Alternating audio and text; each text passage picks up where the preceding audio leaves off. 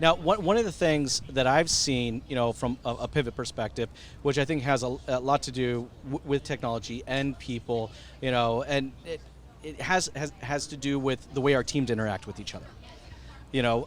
Look, we're running now with smaller teams than we ever have in the past. Process has really become king. So because we're running with smaller teams, I find the inner communication of these teams just kind of organically became tighter, which I don't think was necessarily the case prior to the pandemic, where you saw the sales department, the F&I department, and the BDC and the service, almost use smoke signals to communicate back and forth with each other. Now I think because we're just a lot of dealerships are running with smaller teams, we're tighter, and that conversation is tighter. I'm curious to get your guys' thoughts on how that has affected kind of the internal operations running with these smaller teams. I'll start with you, John, and then I'll work my way down to Sandy. So I've got a weird perspective of this, right? Because I literally implement a product called Microsoft Teams, right, in dealerships. There you go.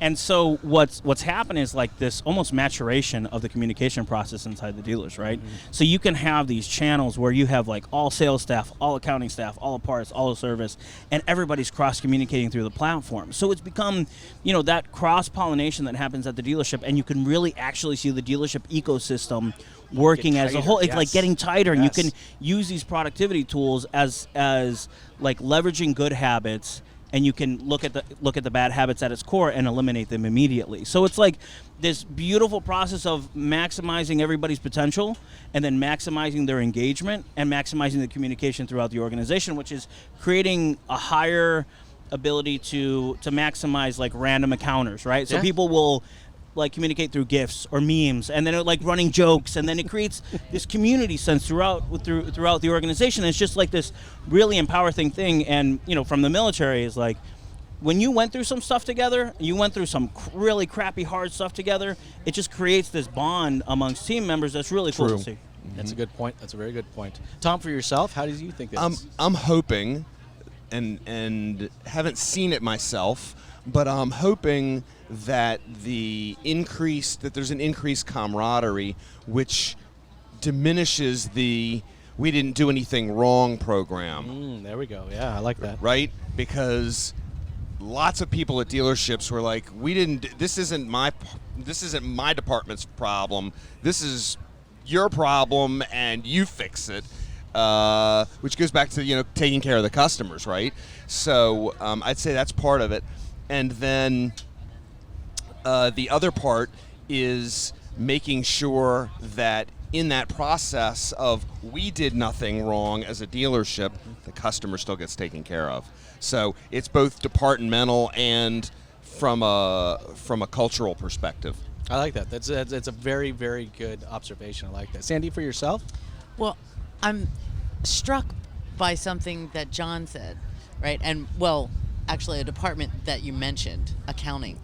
It's often forgotten about as part of the ecosystem of the dealership, and you can't live without accounting, right? Ain't gonna happen. You can't, and paychecks. And it really not just that. They pay everything. I worked in accounting for many years. It is the brain, of course. Yeah. I mean, but it is the everything in a dealership, and so often, sometimes forgotten.